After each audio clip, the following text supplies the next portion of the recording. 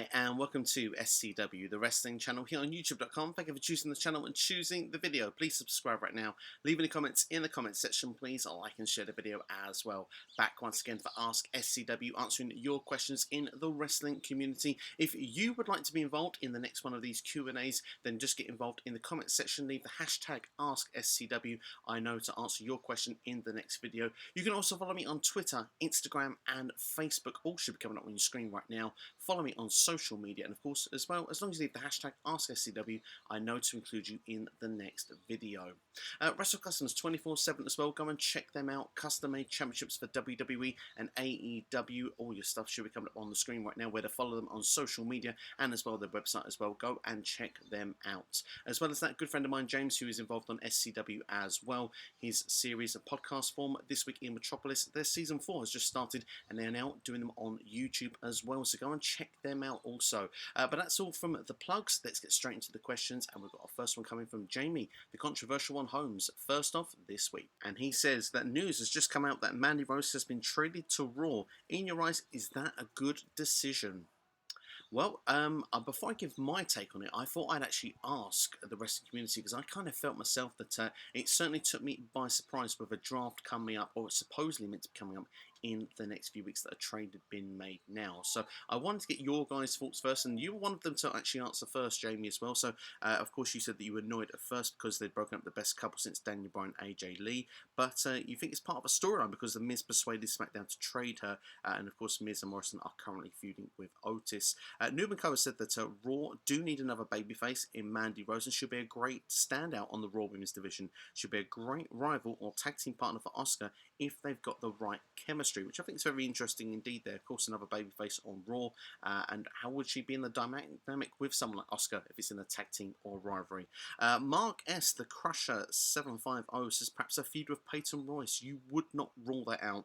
That certainly would be potentially a natural first feud that you could have there as well. Of course, Peyton Royce just splitting from the Iconics as well, and of course defeating Billie Kay as well without any aggravation. So yeah, that she's free to move on to something different. And Honest John has put there, and man, is this roster split even still a thing? So that's what you guys thought, and now I'm going to give you my thoughts on it. And to go on the draft thing, as I said there, I'm surprised as well. I mean, the draft, of course, is supposed to be a thing. There's supposed to be a draft coming in October.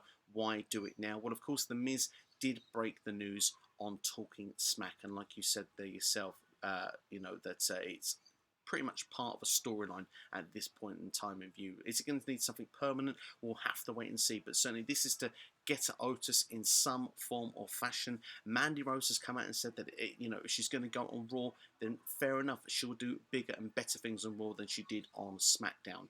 And of course, it's not going to ruin the relationship with Otis in any way, shape or form, which is nice and interesting to see how that you know, the babyfaces don't seem affected by this in this way. I think that Mandy, a trade to Raw for her is good for her career. I think that Raw was missing perhaps someone at this particular time. Of course, with Charlotte and Becky not being around, there is sort of, you know, there are enough women on Raw to fill that roster, but it feels like they could do with one more name. And Mandy Rose is someone that's emerging, someone that's certainly got her SummerSlam moment, and it felt weird that she'd not been used since then.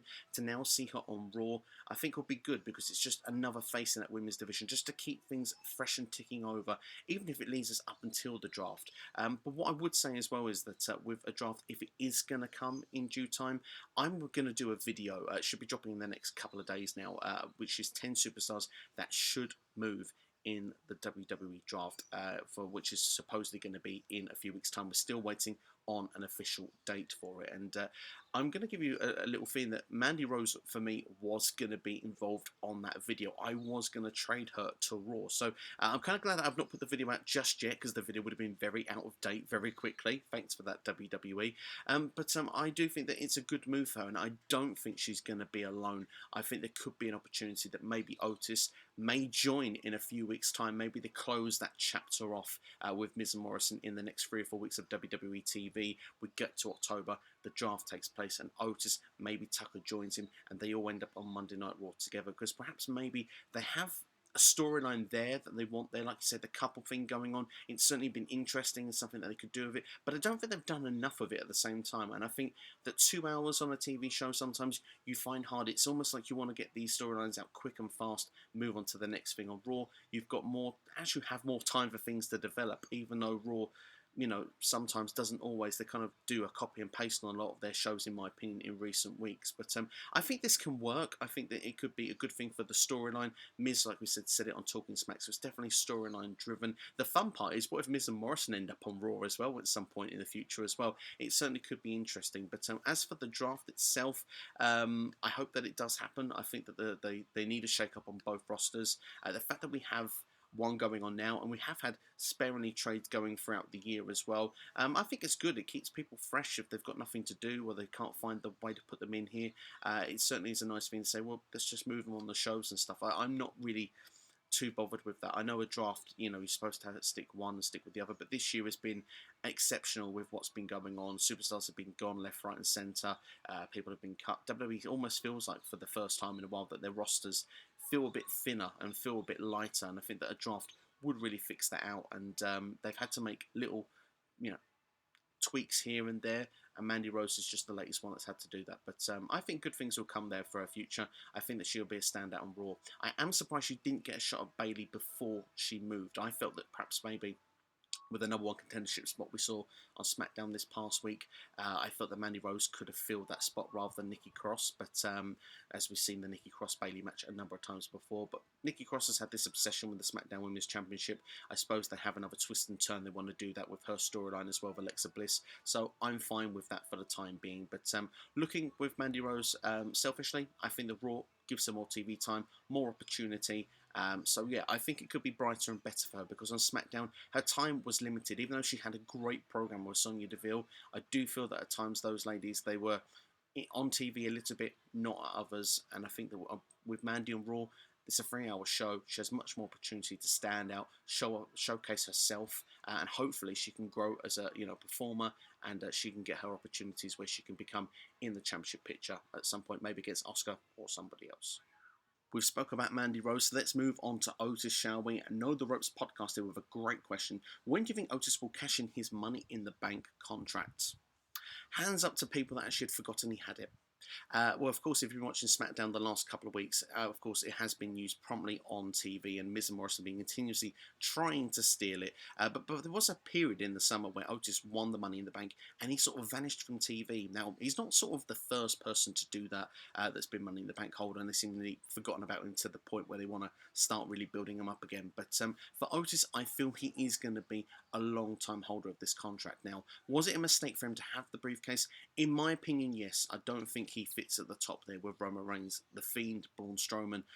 It feels like the last people that Otis would want to go against if it's me, this comedy character going into that main event scene. It kind of feels as well, if you were to look at the Monday Night Raw side of things with Randy Orton, Drew McIntyre, of course, the champion right now, that it would kind of not fit either. But at least those characters aren't as darker as what we've seen with The Fiend and Braun Strowman. These monsters, these people in swamp fights. Doesn't feel like that would be Otis's cup of tea to be wanting to even be around that. You'd feel that he would be a bit frightened from a character's, standpoint. So in certain ways, I think that they've purposely kept Otis away from the SmackDown main event. I think that he is going to be a long-time holder of this contract, potentially the longest ever. We've never actually seen someone go a full calendar year where they're running out of time to cash it in. That could be an interesting storyline to see play out. And plus as well, long-term storytelling as well. If you want to keep Otis until nearer the time to where it's going to, cash it in. I mean, you look at people like Carmella, I think is the longest in history, Seth Rollins, Dolph Ziggler. They held it into the next year as well, past and up to WrestleMania times. So, I mean, Otis could be just a long-term vision in this point. But I personally do feel it is a mistake to give it to him to begin with. But as I said in the previous question, I do think Otis will be trading to Raw at some point in the next few weeks, however they decide to do their draft of 2020. I think Otis goes to the red brand. I think that he has an opportunity to stand out there more. It feels that right now Raw, outside of Drew McIntyre and of Keith Lee, it feels like that main event area on the babyface side is kind of lacking, and there is a space there for someone to fill that void. It feels that Kevin Owens isn't really being pushed in that direction from a Raw side. So if someone like Otis was to come in, I think he could be in the top 3 of baby faces. So I think there is a chance that maybe the latter end of the Money in the Bank is where we'll see Otis cash it in. But there is always an opportunity. Maybe he could lose that briefcase as well as we go on to our next question.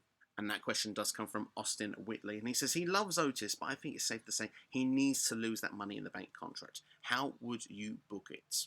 Well, first off, I wouldn't have Miz and Morrison being the ones take it. But obviously, Otis needs to be outsmarted, which in storytelling terms, you'd say is probably not a difficult thing to do. If you had someone like Sheamus, someone like King Corbin that wants to go after that contract, there has been opportunities or has been previous experience where people have defended their Money in the Bank contract. Some have been successful. Mr. Kennedy back in 2007, I should say. I was going to go into the 10 years there. 2007 actually lost the contract to Edge, and then Edge, after winning it on that Raw, cashed it in and won over The Undertaker on SmackDown the previous, I think it was the next night when it was recorded, but a couple of days later when it aired. And I think that you could do something along that line. You need to find the right person, though. If someone's going to take it from Otis, it needs to be someone that you believe genuinely could get, really benefit from the heel heat and actually then be a future main event. So you don't want someone that's been there and done it, in my personal opinion. Say, for example, Otis went to Raw. Randy Orton can't get the job done against Drew McIntyre, finds a way to get the briefcase, and then gets the WWE Championship. Yes, it kind of works in a storytelling terms, but Randy Orton has been there and done it so many times. Would he need to do it again? No, he wouldn't. But you take someone that's sort of under that, someone that's not had that opportunity to get to that main event spot. And I mentioned someone like a King Corbin and Sheamus who are currently on SmackDown. We don't know how the rosters are going to look this time, 6 weeks, 8 weeks time from now, but there could be someone that's sort of, in that position that would be good to take. I mean, Sheamus has been there before, granted, but King Corbin hasn't. Sheamus is sliding, and you look at those sort of superstars and think that they would be kind of fitting with someone that could be in the main event area of one side of a show, and there could be someone that could be able to manipulate Otis into that kind of rivalry, into that kind of feud, and be able to take the briefcase. So that's, if he was to lose it, that's how I would book it. There is always the opportunity as well, as we get into the last question, if Otis was to actually cash in, he could always go for tag team championships. He could always give the briefcase to Mandy Rose. I don't quite know how that would work in story term, how it would work in a storyline. It's certainly something we haven't seen before, and it would open a new window to the Money in the Bank, of the fact that you wouldn't necessarily have to go for one championship. I don't know if I'd be a fan of him giving it away to someone else, but certainly those are different avenues as well. I mean, if Otis was to lose it, what if he was to give it to Mandy Rose and Mandy got herself a championship opportunity, maybe at WrestleMania, maybe for the Raw Women's Championship? I don't know how well that would go down, but it certainly would be an interesting twist. So there's many different variables, there are many different ways you could do it, but it will be interesting to see what they do with Otis and that contract. I would say that that's certainly one part of WWE's storytelling that certainly is a mystery at this point, and I think it's going to be still a little while till we find out, but it certainly could be interesting to see how it will be booked in future from now. Our next question is now coming from Noob and Co. And some great questions in here as well. Is the mystery woman really Carmella?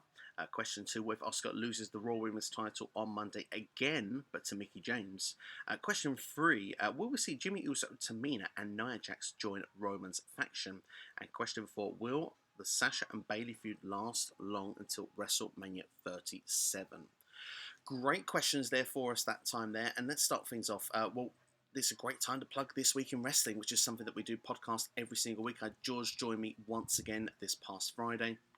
We talked about the SmackDown Mystery Woman in Heels, and we did actually say at that point that we'd seen exclusive reports that Carmella was due to be that person that was there. Of course, we saw SmackDown this past week, and it seems inevitable. The body shape, the hair, coming up, should be on your screen now with the magic of technology.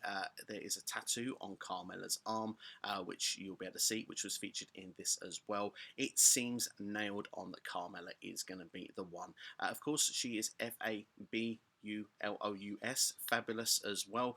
So maybe they're going to try and work in with the gimmick, with the heels, with a new sort of tweak of the gimmick. And I think it could be interesting. I want to see how this will play out. But what I really like as well is, instead of using a new person in a role which, giving up on the roster that you've got. You're finding ways to try and find the roster you still have to make them relevant, because characters need to evolve, characters need to develop. You can't stay doing the same gimmick for years and years upon end. Yes, it becomes stale. Carmella, if they're trying to do something different with her, I'm all for it. She's done the same gimmick now for a number of years. This would be a great way to freshen things up. She's a former SmackDown Women's Champion as well. Why can't she be in and around that picture yet again? I'm interested to see where it's going to go, so I'm very excited for what they're going to do with this. I'm hoping it's going to be good, and of course time will tell, and we'll have to wait and see if the reveal is official, but at this point I am 99% sure that Carmella is that person, yes. As for Asuka and Mickie James on Raw, looking forward to see how this match will play out. Of course, this was a former NXT TakeOver match back in the day. I want to say Toronto, if I'm not mistaken, but it's good to see the ladies here are going to be having a championship match on Raw. I don't see Asuka losing. Natalya and Lana, of course, will probably be involved in some fashion. I wonder if it's going to build up to a match with Asuka and Natalya down for WWE Clash of Champions. We'll have to wait and see. There could be a triple threat, but there is a couple of other tweaking potential triple threat matches that could be happening for Clash of Champions, so I don't want to see too many triple threat matches thrown into the same card. So I think Asuka will retain here. I think Mickie James gets at least a good championship match on Raw, hopefully, and yeah, it should be good. If it's anything like their TakeOver match was a few years ago, then this should be awesome.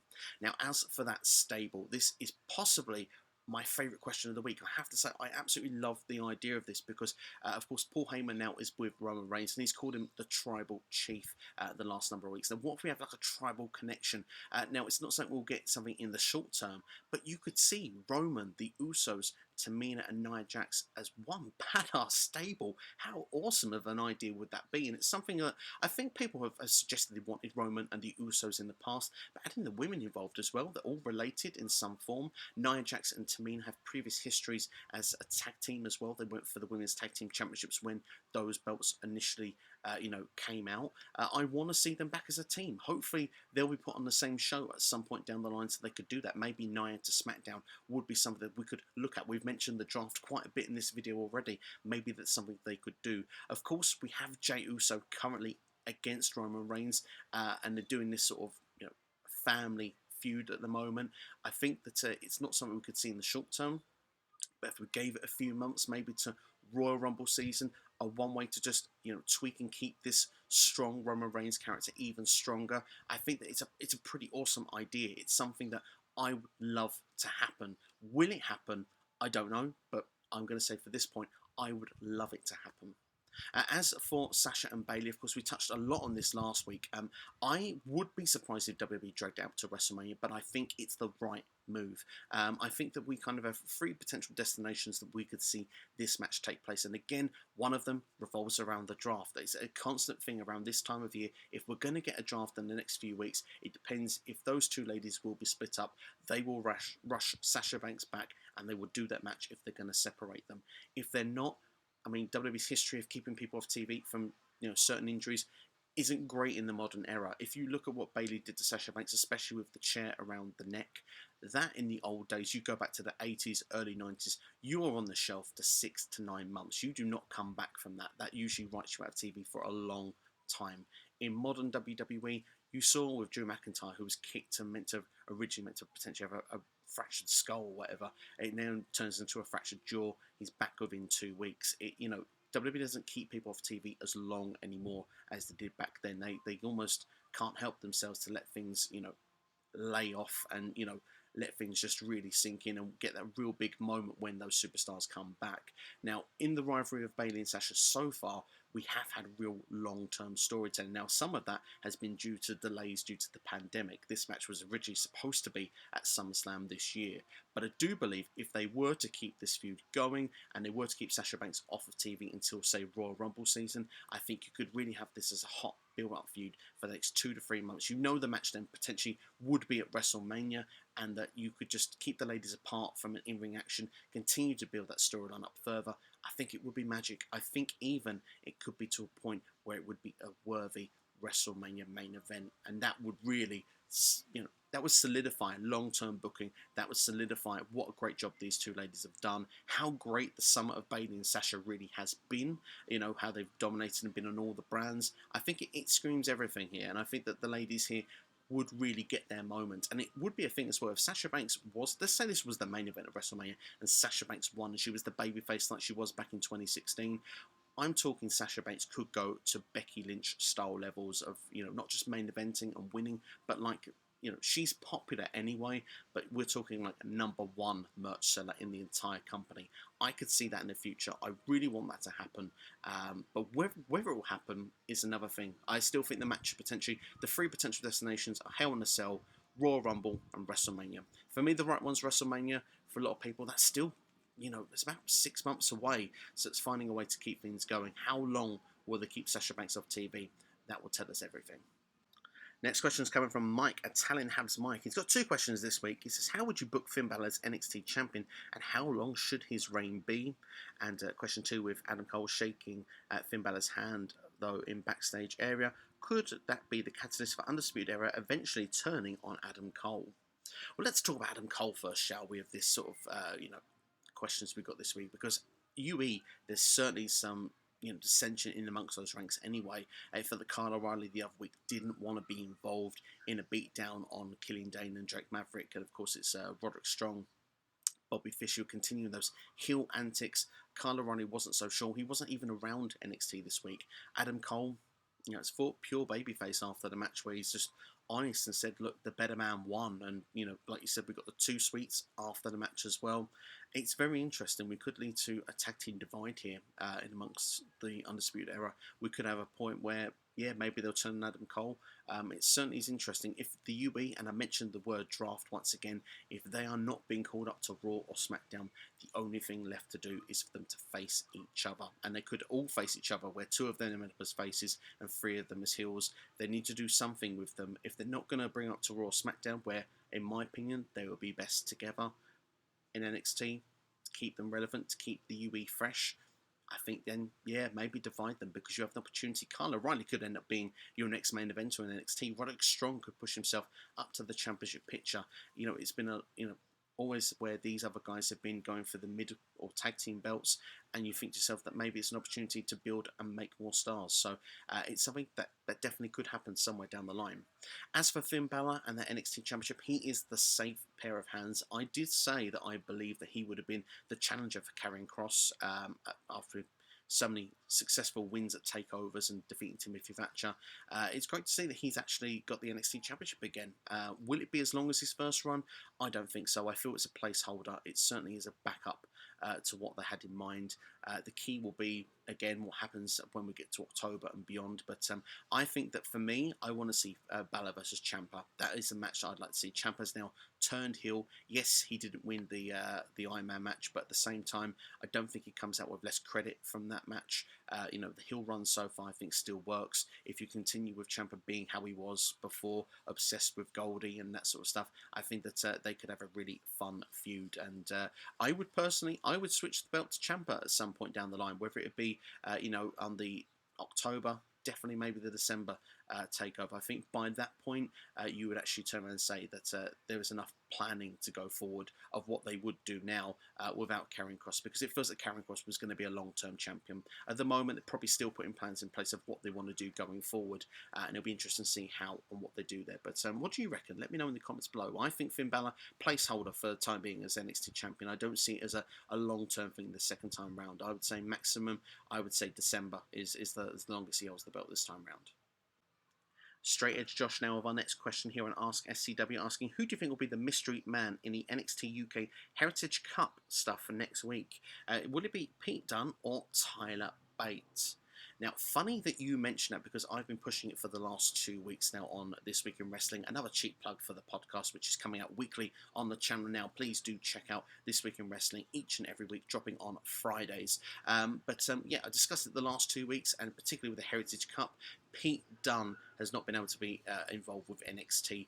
I reckon he will return in NXT UK. He feels like he would be suitable as a name, as a mystery person in this Heritage Cup. I think that it would work really, really well. I think that it would get people talking about NXT UK, and I think that even if it's a short-term thing where Pete Dunne is around till maybe, he can travel to the US again or feels comfortable being in amongst the US with NXT and, the other brands going forward, I think why not have him in NXT UK, showcase the talents that Pete Dunne has once again. Maybe he's someone that can, win the Heritage Cup and put that on the map so that when he goes back to, the regular NXT, that thing is, the Heritage Cup is something that is seen as a big part of NXT UK, and, it's been made mainstream because of Pete Dunne's name. More people will watch NXT UK for Pete Dunne. I can see Tyler Bate continuing his rivalry with Volta. I believe that was the direction they were going to go.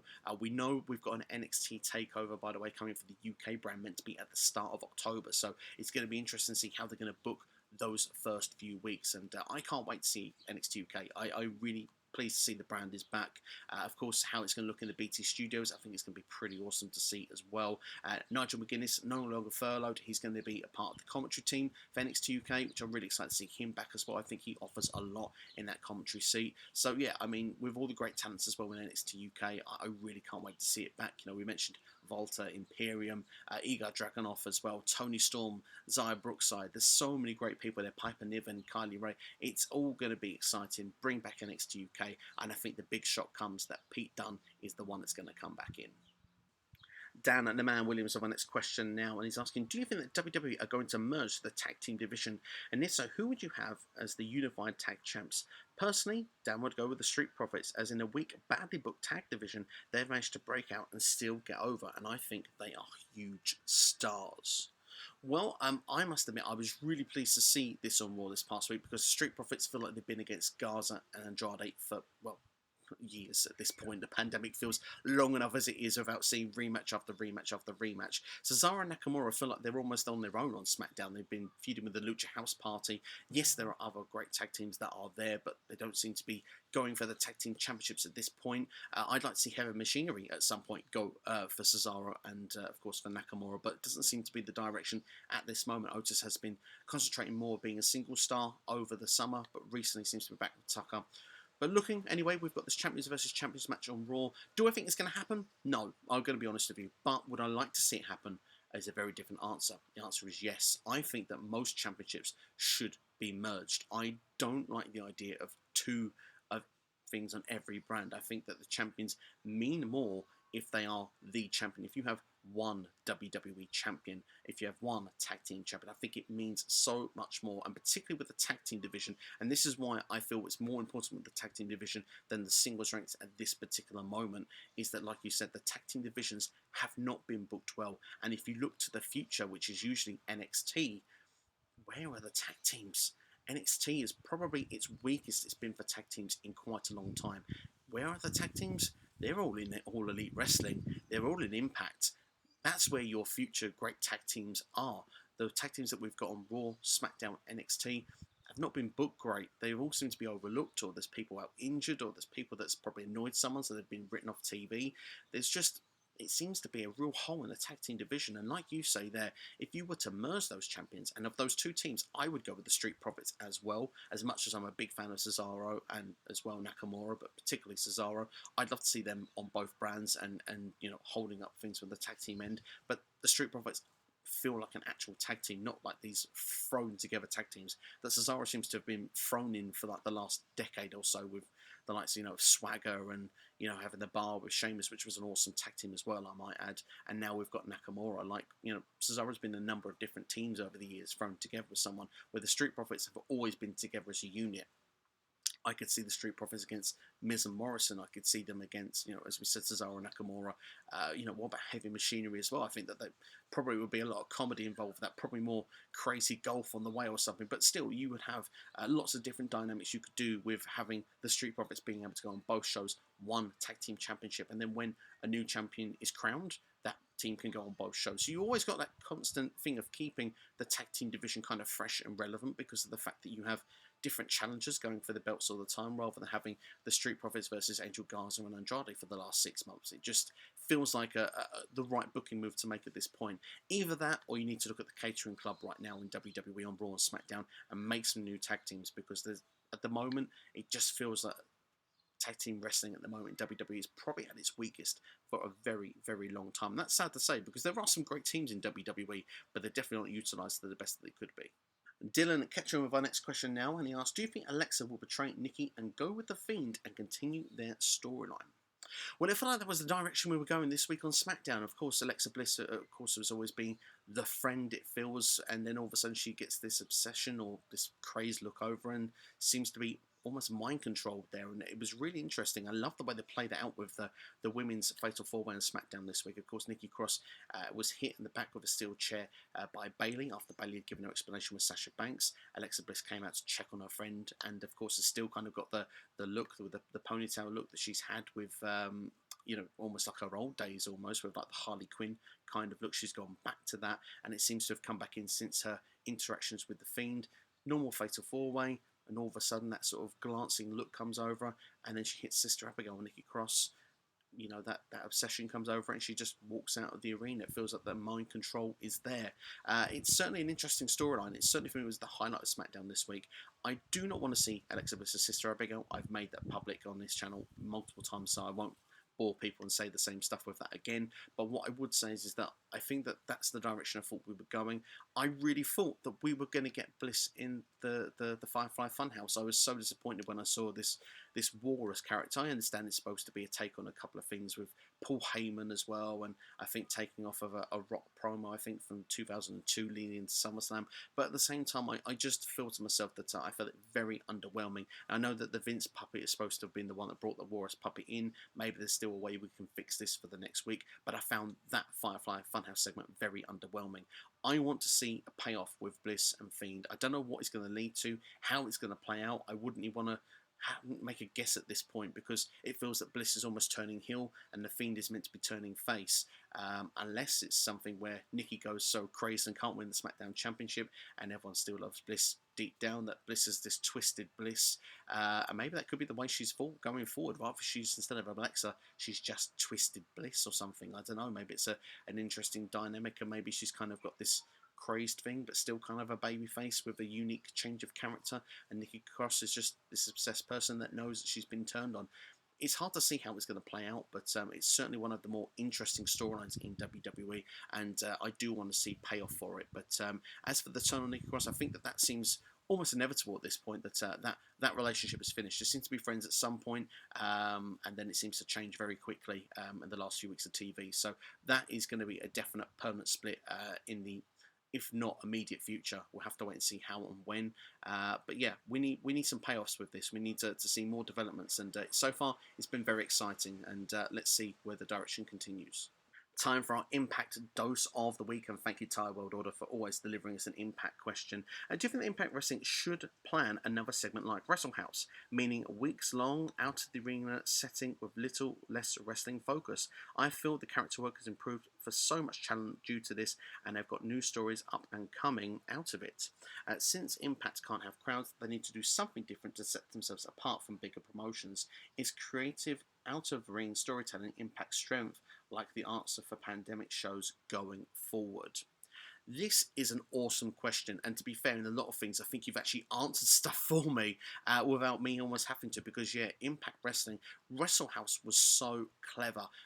It was to the point that I thought it was genius, because like you said, it helped so many superstars, and you could argue some of Impact's catering club were in this Wrestle House segment, and everything felt relevant. It was revolved around three main storyline characters, and then you had the wackiest catering characters, a couple of number one contenders, a couple of people that have got potential to be big things within the company, and you threw them under one environment. The fact it was such a throw-off of these Jersey Shores, Geordie Shores, and I just thought that the way that was put together was genius. It was clever, and like you said, there were ways for the character work that really developed out of it. You cared about some people a lot more than you did going in. Larry D, for example, didn't know much about him.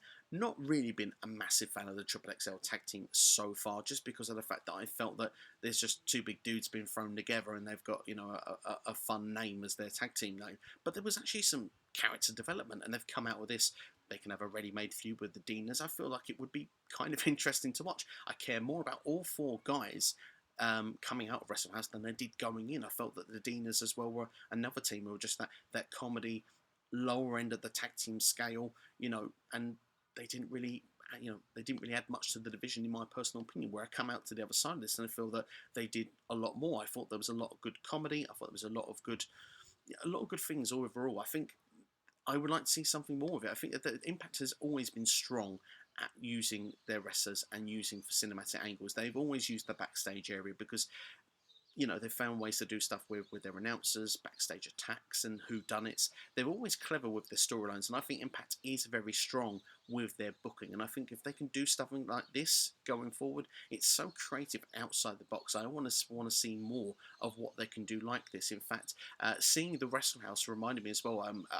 Do occasionally check out boxing as well, and I don't know if you're big boxing fans as well, but when you look at Eddie Hearn as well, as a big boxing promoter in the UK, he actually set up boxing in his garden, one of his places, and they did 3 or 4 weeks of actually boxing, which was publicised on UK TV, on Box Office as well. The boxer Dillian White, of course, unfortunately lost from a UK standpoint, but they had like a box office match where he's one of the #1 contenders, or was, for the main championships. And seeing this in that environment was kind of similar to watching Wrestle House. It was like this someone's garden. It's just a different feeling, different atmosphere, different setting, and it felt fresh. It feels new. It feels exciting, almost like it did with the boxing. It almost felt like people enjoyed that with the boxing so much, who are boxing fans. They kind of want to see that come back. I'd like to see Wrestle House come back in some form or fashion somewhere down the line. You couldn't do all the time, but once a year for a few weeks would be fantastic. But of course, to do something innovative, creative, different, always open to new and fresh ideas, I think is what keeps things exciting from an Impact standpoint. They've always got a way of keeping themselves unique, I think, an individual as a company, and that's what really excites me over the last number of years, particularly as an Impact fan. I feel that over the last 2 or 3 years, they've made themselves stand out as a unique brand to themselves, different to other promotions, and I almost feel that people that don't watch Impact or haven't got the ability to, I think, are missing out. I think that they need to get in there and watch Impact Wrestling. But like you say, there's no fans right now. They don't have the screens. They don't have a Thunderdome. They don't have, some of the rosters sitting by ringside like they do with AEW. They don't have a Daily's place. They've got, a smaller environment, and they need to find a way to make that work. They almost, in some ways, maybe should go down that Lucha Underground style where, like you say, there, cinematic angles is a great way going forward, because it's time away from the ring that you can sort of feel like we're not just watching this little box for 2 hours. We've got other things going on. And I think, they have locker room talk. Not such a big fan of that, but they have locker room talk. That's something that they have as a segment almost each and every week. They've got Wrestlers Court, which they did on occasion. They've done other things previously. So, we're probably going to get as well the wedding with Rosemary and Johnny Bravo. Will that be in the ring? Will it be somewhere backstage? I know the last time they did one of these about a year ago, it was a big backstage thing, which was a whole cinematic angle, which I believe was with Brian Cage and, Melissa Santos as well, which, took up a big part of that show as a big chunk, and it wasn't even in the ringside area. So there's lots of different variables and things they can do, and I think Impact, they remain very creative, and I'm excited to see what they'll do next, because I thought Wrestle House ultimately was genius, and if they can do more things and maybe take other shows to do things as similar and just link it to it. I mean, what about a Survivor or something? I don't know, but could do something just weird and wacky. Throw it out there, why not? It could be interesting to see. Carmine Rocco with our next question now, and seeing as Cody might be out for a while, how would you book his return, and who would you have him face as the return match? Well, I feel there's only one direction we have to go here. Of course, the Nightmare Family at the moment seem to be rivaling with the Dark Order, so the match with Brody Lee, the return match, is the only direction I can see Cody coming back for. Of course, he was absolutely annihilated, destroyed. The fact as well that Anna Jay, destroyed Brandy as well at that particular point. It just feels for me that we have to have Cody versus Brody one more time, and whether Brody will still be the TNT champion will remain to be seen. I think he's going to be a long-term champion. I don't see him giving that belt up very easy. They really seem to have booked him a much stronger. I enjoyed the match with Dustin this week, although I would have had Brody been more dominant, just to really solidify him as a single superstar. He's someone that, he carries the load and can't be messed with, especially as the Dark Order lost as well at All Out. I kind of felt that, we want to keep Brody as the real strong one of this faction here, this group. He takes out on everyone else when the faction loses, but I don't want to see him almost feel weaker amongst other opponents at this point. I want to see him almost carry on that dominance that he had when he destroyed Cody in a number of minutes. But Cody, let's say he's out for the rest of the year. Maybe it could be the Revolution pay-per-view match, Cody versus Brody Lee. I certainly think it would be interesting. I think people would go for it. Maybe it's in some form where it is, the match beyond, if you want. Maybe they're building towards something like that with, Cody, with his brother Dustin, QT Marshall, Matt Cardona, against the Dark Order. It could be something that I wouldn't rule out. They wanted to do one of these matches before with the Inner Circle and the Elite. It never got to happen, so maybe they're looking to start to do that now with the Nightmare Family against the Dark Order. I wouldn't rule that out as a potential return match before it leads to Cody versus Brody one-on-one. Maybe that's a better direction that they could go instead. Mr. Hazel is first now. First time asker, I believe. Welcome to the channel. Thank you for your question. Asking, is it time for the Briscoe brothers to leave ROH and reinvent themselves in AEW or NXT? Really good question. I really like this question because it feels like the Briscoes have been in ROH since ROH started, and they haven't really been anywhere else. This has been where they're tried and tested. They've had their times, of course, with the partnership with New Japan and performing over there as well. But how would they fare in other companies? Now, I do think that as the veterans, I do think their time for going to NXT or WWE has passed. I don't see that as sadly as an option on the table, so I don't think that one's going to happen. But for AEW, I think it's something that potentially would be interesting and I would like to see. I mean, if we look back to All In, which of course was the first event where Cody, the Bucks, Omega, they'll put their faith in themselves and just sold out in Chicago, the 10,000 seater place. They had the Briscoes against SCU on the buy-in, on the kickoff match.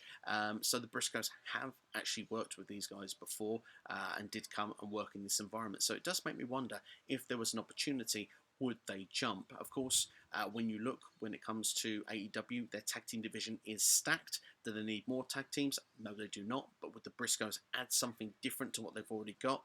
I think they would, and I think they would stand out, and I think they would succeed. So I think if they were to come in, I think that there would be a place for the Briscoes. So I would like to see it. I think it would be awesome if they would come to AEW at some point down the line. But they've been with ROH for so long now, it does make you wonder if they'll ever move companies at this point, because it feels like they must have been there now for nearly 20 years. So yeah, it will be interesting to see what happens. But I would love to see the Briscoes in AEW one day.